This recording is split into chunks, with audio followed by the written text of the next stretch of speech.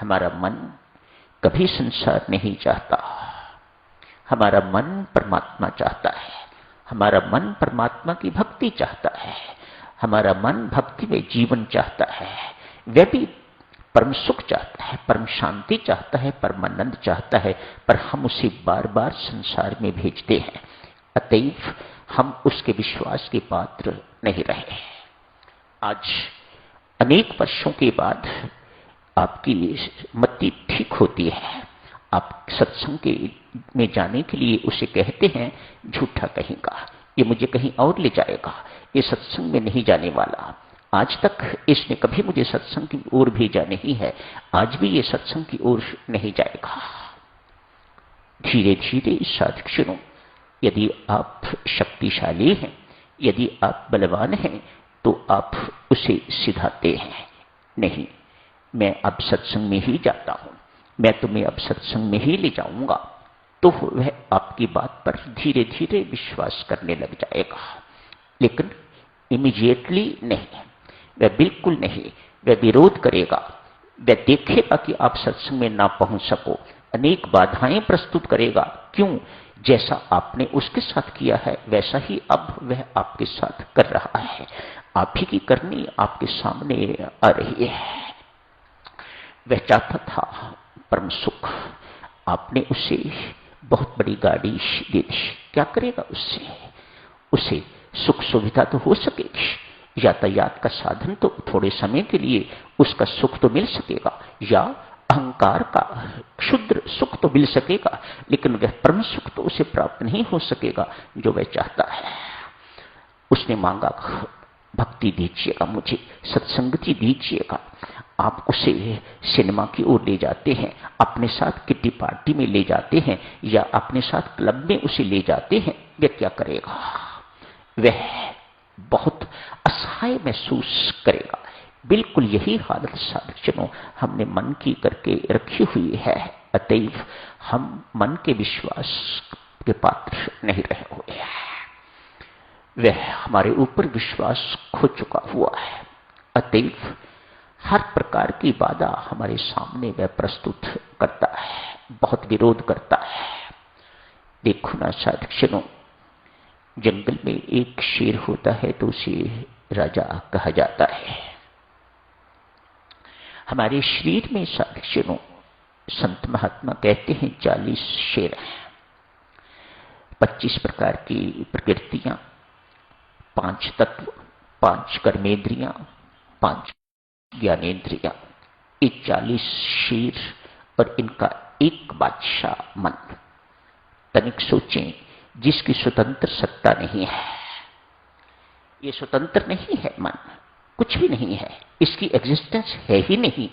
शरीर में एक दिन पहले भी आपसे अर्ज की थी, कोई ऑर्गन नहीं है बॉडी का, इसकी स्वतंत्र सत्ता नहीं है। और जिसकी स्वतंत्र सत्ता नहीं है वह आपकी सत्ता, अपनी सत्ता को बनाए रखने के लिए हर तरह के गंदे से गंदे साधन भी प्रयोग करता है, ताकि मेरी एग्जिस्टेंस बनी रहे, मेरी सत्ता बनी रहे। एक सत्ताहीन अपनी सत्ता बनाना चाहता है तो वह अनेक प्रकार के साधन, दुस्साधन इत्यादि भी प्रयोग करता है, गलत भी प्रयोग करता है। ऐसा ही ये मन कर रहा है। 40 शेरों पर राजा राज्य करने वाला ये एक शासक मन, ये हमारा भी शासक हो गया है। क्यों? इसके मन में कोई संकल्प उठता है, आपका सहयोग न मिले तो ये कुछ नहीं कर सकता। ध्यान दो साधक, कल्पना कीजिएगा आपने कार स्टार्ट कर दी, कितनी देर तक कार अपने आप चलती रहेगी? आप थोड़ी देर के बाद एक्सीलेटर पर पांव रख के ऐसे दबाते हैं उसे, उसमें फ्यूल जाता है तो वह चलती रहती है, खड़ी भी है, चल ही रही है अभी, लेकिन आप चाहते हैं कि ये स्टार्ट रहे, चलती रहे, फिर भी आपको एक्सीलरेटर पर पांव रख के ऐसे ऐसे दबाना पड़ता है, तो फिर उसे फ्यूल मिलता है तो वह स्टार्ट रहती है, अन्यथा खड़ी हो जाएगी। संत महात्मा कहते हैं इसी प्रकार से मन में कभी वासना जगती है, मन में कभी क्रोध आता है, कभी ईर्ष्या आती है। यदि आप उसे सहयोग नहीं देते, यदि आप उस एक्सेलरेटर नहीं दबाते, तो वह वहीं एक ना एक दिन खत्म हो जाएगी। अन्यथा आपने एक्सेलरेटर दबाया तो साधक चलो वह स्टार्ट रहेगी। ये सहयोग जो है ये एक्सेलरेटर है, और ये सहयोग हमारी कमजोरी है। ये मन अब हमारी कमजोरी का फायदा उठाता है, अतएव हमारा शासक बन के बैठा हुआ है, हमारा मालिक बन के बैठा हुआ है।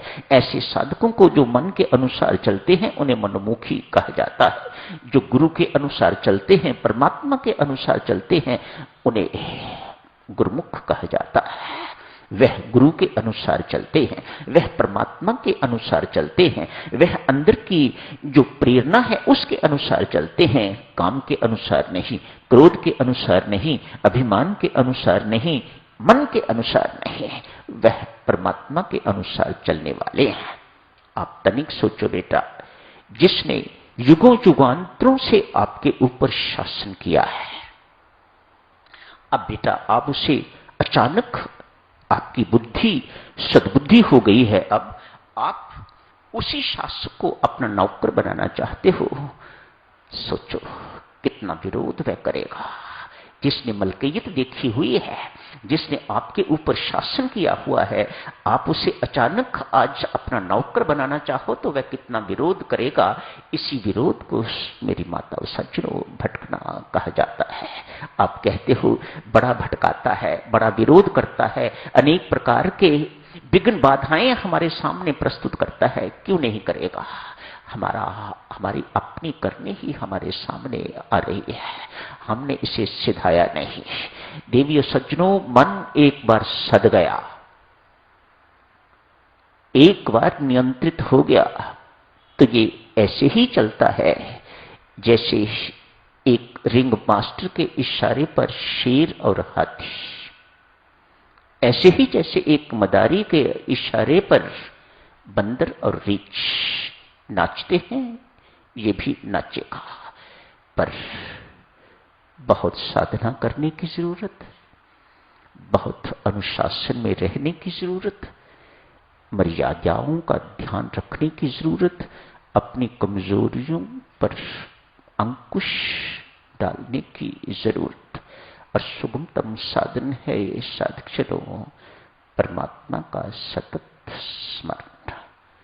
उसके साथ जुड़े बिना ये इतना बड़ा काम एक साधक कभी अपनी जिंदगी में नहीं कर सकेगा, अनेक जिंदगियों में भी नहीं कर सकेगा। परमात्मा के बल की नितांत जरूरत। शुभकामनाएं देवियों सज्जनों, मंगल कामनाएं। यही समाप्त करने की इजाजत दीजिएगा। धन्यवाद।